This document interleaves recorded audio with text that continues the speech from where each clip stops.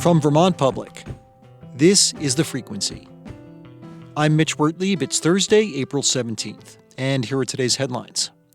U.S. Representative Becca Balint is asking Secretary of State Marco Rubio and Secretary of Homeland Security Kristi Noem to justify the arrest of Vermont resident Mohsen Madawi.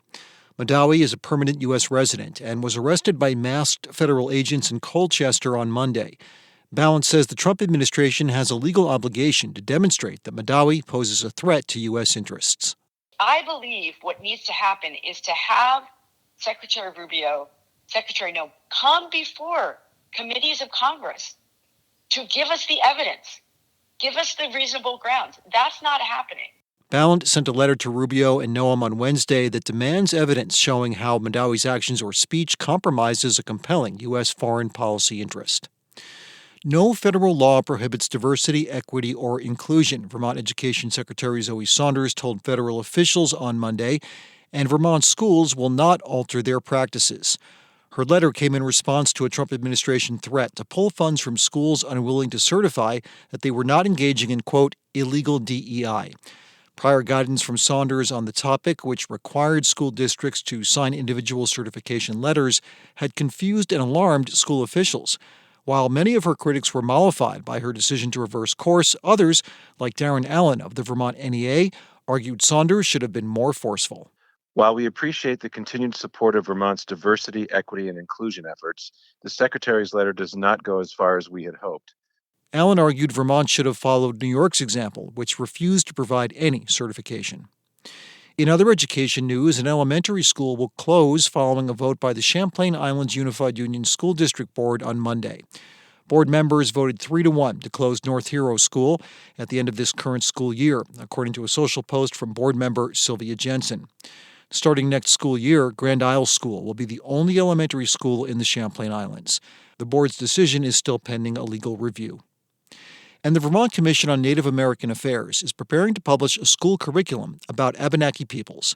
The project was a collaboration with state-recognized tribes and a grant from the Foundation for the Company Seventh Generation. Commission Chair Dan Coutu said the curriculum would go online in the next month. I had no idea that there was so much historical material available around the history of the Abenaki people within Vermont. Meanwhile, the Abenaki First Nations of Odanak and Wolinak have asked Seventh Generation to stop the distribution of the curriculum. The First Nations say Vermont's state-recognized tribes have not demonstrated Abenaki ancestry or kinship ties.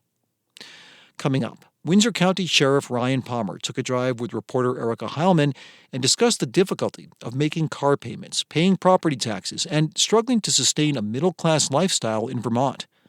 That's after this. Ryan Palmer is the sheriff of Windsor County. In this episode of What Class Are You?, reporter Erica Heilman drives around the county with Sheriff Palmer, and they talk about the challenges of being middle class in an increasingly expensive part of the state. What class are you? What class am I? I would like to think I'm middle class or upper middle class, right? I mean, my base salary is over it's almost $105,000, right? So I would think that would qualify me as like maybe a upper middle class. But when you look at how hard it is to survive in Vermont now, it doesn't always feel that way. I don't know what the middle class is in Vermont. It certainly doesn't feel like the middle class anymore. When you say it's a struggle, what's a struggle in your family? Well, I think it's everything, right? It's everything. You want to buy a vehicle. I mean, a truck payment, it's nothing for a car payment. Mine, I think, is almost $750 a month. So that's closer to the average car payment nowadays than it's not. You talk about property taxes.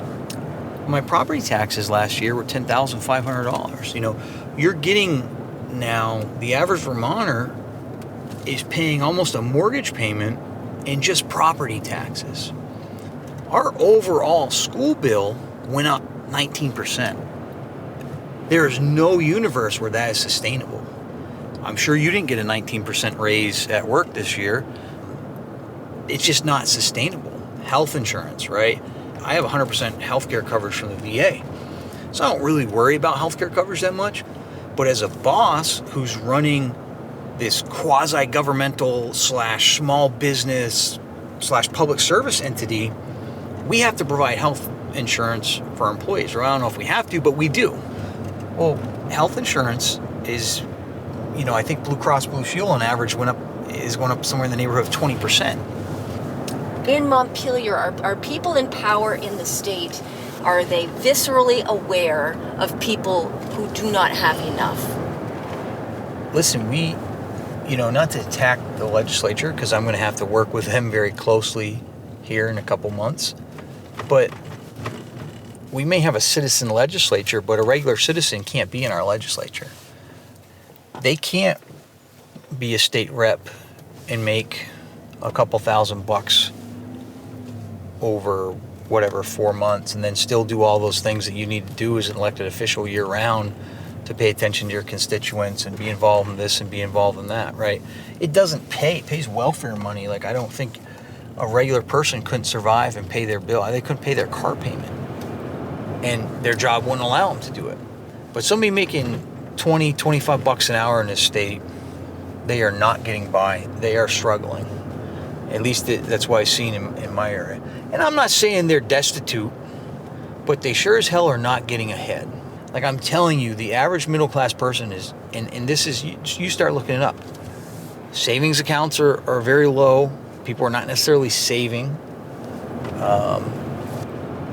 People certainly don't feel like they can retire in comfort here. How do you retire and live off Social Security, which a lot of Vermonters do, especially older folks?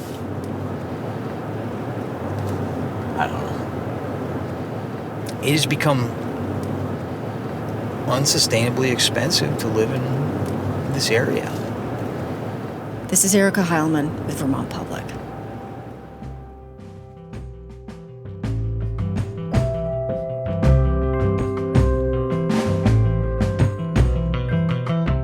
Thanks for listening to The Frequency today.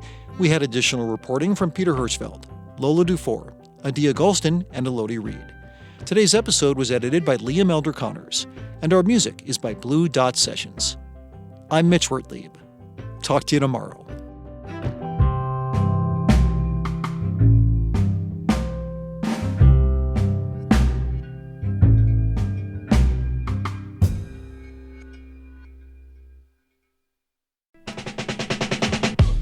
This is Tanya Mosley, co-host of Fresh Air. You'll see your favorite actors, directors, and comedians on late-night TV shows or YouTube.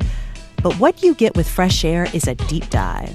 Spend some quality time with people like Billie Eilish, Questlove, Ariana Grande, Stephen Colbert, and so many more. We ask questions you won't hear asked anywhere else.